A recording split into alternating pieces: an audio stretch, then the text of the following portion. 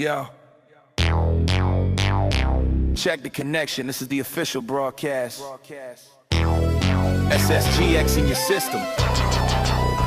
Let's go. They ask for the news feed, I give them the raw code from the mainframe directly. Watch the narrative unfold, breaking the headlines before they hit the shelf. I'm curating the future, can't program myself. Talking release dates, the exclusive drops, while the competition stuck in loading screen loops. My analysis pixel perfect, frame by frame, dropping truth in the comments. No need for the fame, I see the meta shift, I predict the patch. Reporting from the front lines, no time to detach. This ain't just talking, glitch, this is art. Downloading the truth straight to your heart. This the SSGX data spin, where the wins begin and the hype gets in. Powered up like a Super Saiyan God, reporting through the static, breaking through the facade. You need the info, I got the link.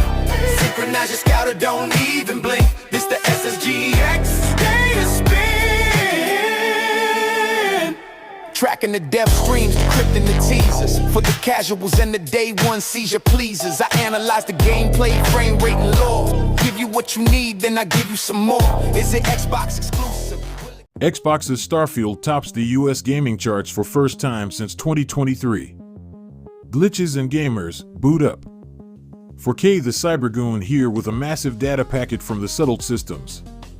It's been nearly 3 years since Starfield first launched, and for the first time since September 2023, Bethesda's space epic has clawed its way back to the very top of the US sales charts.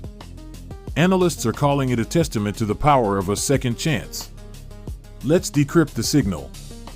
Circana Executive Director Matt Piscatella confirmed this week that Starfield was the best-selling video game in the US during the week ending April 11th, outperforming everything in tracked physical and digital full game dollar sales.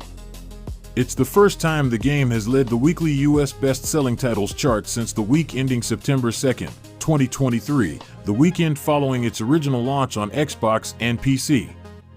According to Piscatella, the PS5 version of the game accounted for a staggering 95% of those sales. But here's where the signal gets complicated. Despite topping the charts, early sales estimates tell a more modest story. Analyst firm Alignat Analytics reports Starfield sold approximately 140,000 copies on PS5 during its first week on the platform. That's higher than other recent Xbox ports like Avowed and Ninja Gaiden 4, but still considered by some analysts as a lukewarm start for a Bethesda RPG of this size and legacy. For context, the game has sold 3.7 million copies on Steam and over 1 million on Xbox, despite Game Pass cannibalizing traditional sales on that platform. In total, over 8 million players have experienced the game through Microsoft's subscription service. Across all platforms, Starfield has now generated over $300 million in revenue. Now for the silver lining.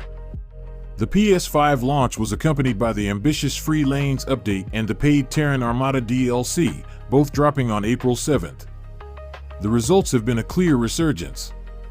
Steam concurrent players spiked from roughly 5,000 to 8,000 before launch to a peak of 30,220 over the weekend, the highest count since early 2024.